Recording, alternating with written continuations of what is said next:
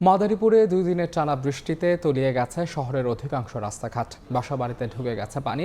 এই মুহূর্তে শহরের উকিলপাড়ায় আছেন রিপোর্টার সঞ্জয় কর্মকার অভিজিৎ। বিস্তারিত জানাতে সরাসরি যাচ্ছি তার কাছে। অভিজিৎ,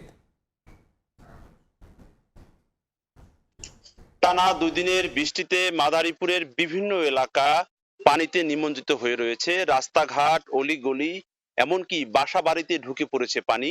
আমি এই মুহূর্তে দাঁড়িয়ে আছি শহরের উকিলপাড়া এলাকায়। এই উকিলপাড়া এলাকার অর্ধশত পরিবার পানিতে বন্দী হয়ে রয়েছেন, অর্থাৎ পানি নামার কোনো সম্ভাবনা নেই।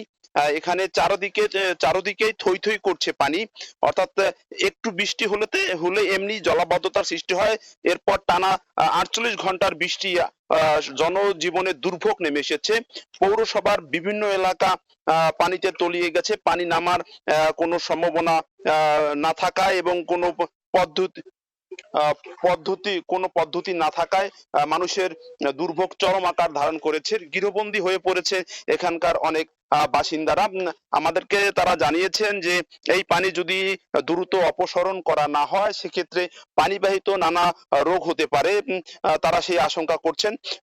এদিকে পৌর কর্তৃপক্ষ বলছে যে তাদের আধুনিক ড্রেনেজ ব্যবস্থার ঘাটতি রয়েছে এবং যেগুলো ড্রেনেজ রয়েছে সেগুলো ময়লা আবর্জনায় ভরে গেছে, যার ফলে পানি দ্রুত অপসারণ হচ্ছে না। তবে আস্তে আস্তে পানি সরে যাবে এবং যেখানে ময়লা আবর্জনা রয়েছে সেটি অপসারণের জন্য তারা উদ্যোগ গ্রহণ করেছেন। আমরা স্বাস্থ্য বিভাগ সূত্রে জানতে পেরেছি, দীর্ঘদিন যদি কেউ পানিবন্দী থাকে তাহলে তার নানা ধরনের পানিবাহিত রোগ হতে পারে। সেটি কিন্তু আমাদের স্বাস্থ্য বিভাগের পক্ষ থেকে জানানো হয়েছে।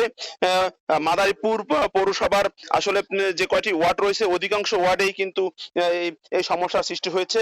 আমরা যদি বলি যে শতাধিক মানুষ কিন্তু এই পানিবন্দী হয়েছেন এবং দুর্ভোগের শিকার কিন্তু হচ্ছেন পৌরসভার বাসিন্দারা।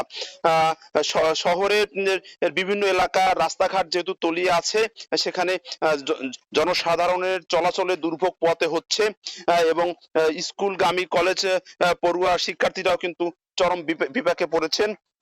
এছাড়া খেটে খাওয়া মানুষ যারা রয়েছেন তারাও কিন্তু প্রতিনিয়ত তাদের দুর্ভোগ বেড়েই চলছে।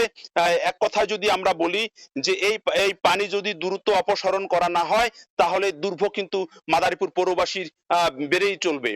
তো এই ছিল আমার কাছে যে গত 48 ঘন্টায় যে পানিতে মানুষ বিভিন্ন এলাকা নিমজ্জিত হয়েছে তার সর্বশেষ।